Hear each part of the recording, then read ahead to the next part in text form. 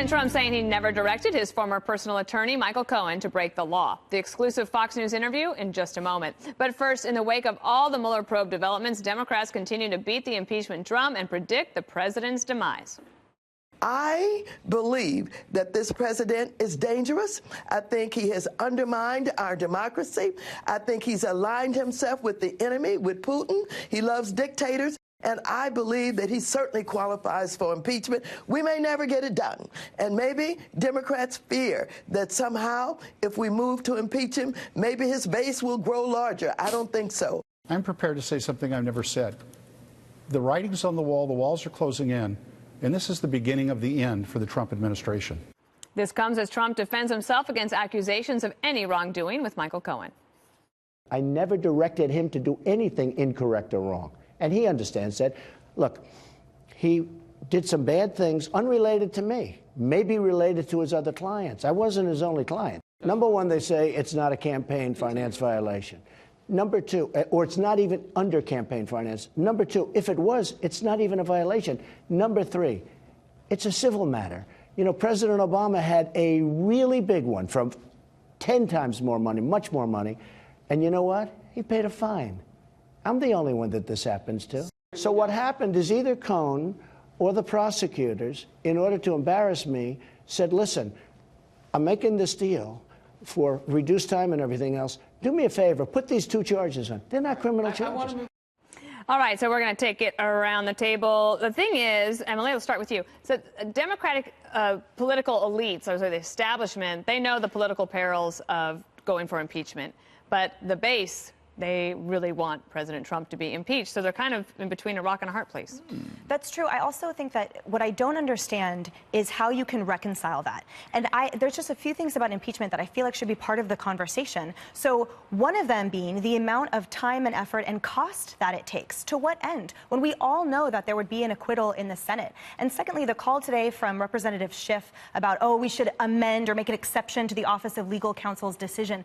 I read that decision, and that affirms a 1973 decision, and that calls up precedents literally going back to the Federalist Papers and including Clinton and the v. Logan Jones. Act and Clinton v. Jones. And so to me, the greater travesty is that we are having legislators call for that kind of influence on the DOJ when isn't the entire conversation this whole time and all of their shouting about separation of powers. So that level of influence to me and that kind of vendetta and wasting my taxpayer dollars for that reason, that's what's unacceptable. I like the hand gestures. It's very good. Bring more of it. Juan, what do you think is going to happen between this push and pull? I mean, it's like the base is like pushing forward. They want this impeachment, and you've got people like Nancy Pelosi like, let's just tap the brakes on that. But can she withhold those forces? Oh yeah. I mean, I just don't think this is very realistic.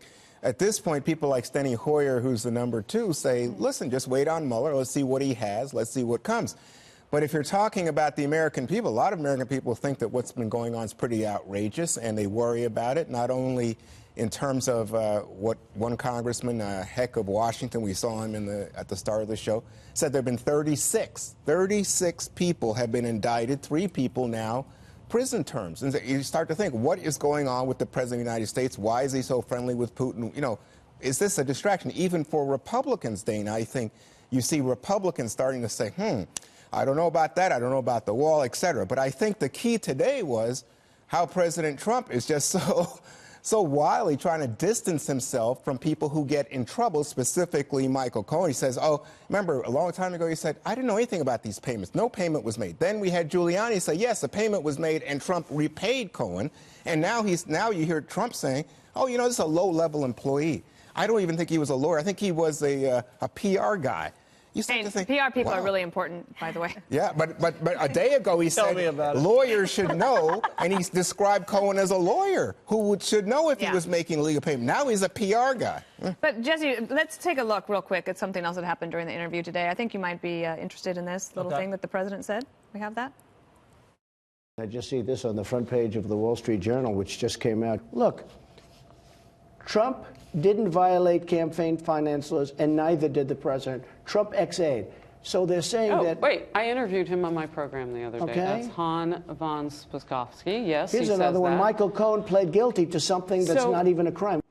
You know that guy, Hans von Spakovsky, HVS. HVS. I have the sheet right here. I'm bringing it to every single 5 until this thing is concluded. I'm going to make Juan read it. Juan, this is your homework. Take it off my hands. Thank you. I'm going to test you tomorrow on it. All right? It's a deal. All right. So, yes, obviously, the FEC. I'm not even going to bore you with it because it's very granular. A lot of people that know a lot about the campaign finance law do not believe this payment violated any law whatsoever. What about the prosecutors?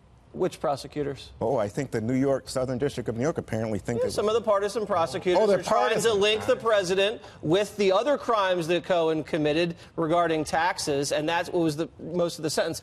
The harassment thing, I think the Democrats are playing with fire, and here's why. You remember what happened with Kavanaugh?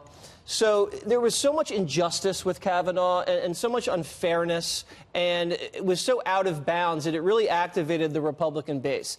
And if the Republicans going into 2020 see partisan prosecutors and Maxine and her bandits going after this president and a lot of kind of shadowy people within the government trying to take away a democratically elected president from our republic, people are going to feel robbed. And if people feel like their votes are being robbed, they're going to turn out so heavily, and there's going to be so much backlash against this president, it's going to be astronomical. Another form of harassment now, Letitia James, I believe like she's the local AG here in New York City. State. Yeah, state. She just elected. She says, I'm going to investigate Trump Tower. I'm going to investigate the Trump Company. I'm going to investigate the Trump Foundation.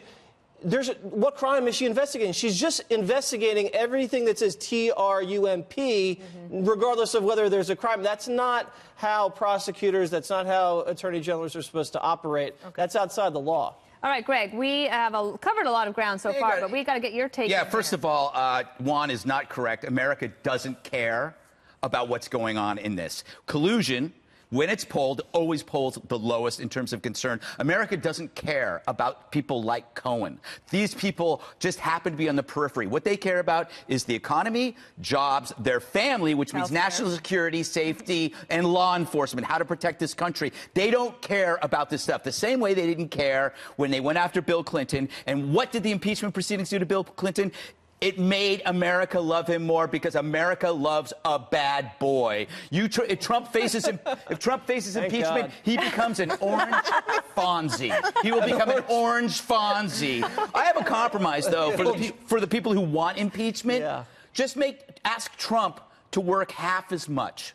Okay? Because you want him gone because he just works too hard. So why doesn't he just work half as much? Because one Trump day is really 7 days in Democrat days. So that is why the media and why the Democrats look so exhausted is because he's working them into the ground. So the compromise is just ask Donald Trump, don't work so much. Well, that's not so hard. He's taking a 16-day Christmas holiday. Good for him, man. He does 5 things in a day when presidents usually get around to 1. But they can't. Here's the thing. Impeach him. What do you get? You get Pence. Pence is so conservative. He once paid off a woman after he shook her hand. I didn't know that. Yes. So you're going to trade in Mr. Right. You're going to get Mr. Even more right. But anyway, it's just stupid. This is such a travesty. We spent so much time on this stupid story. Okay, well, that was my block.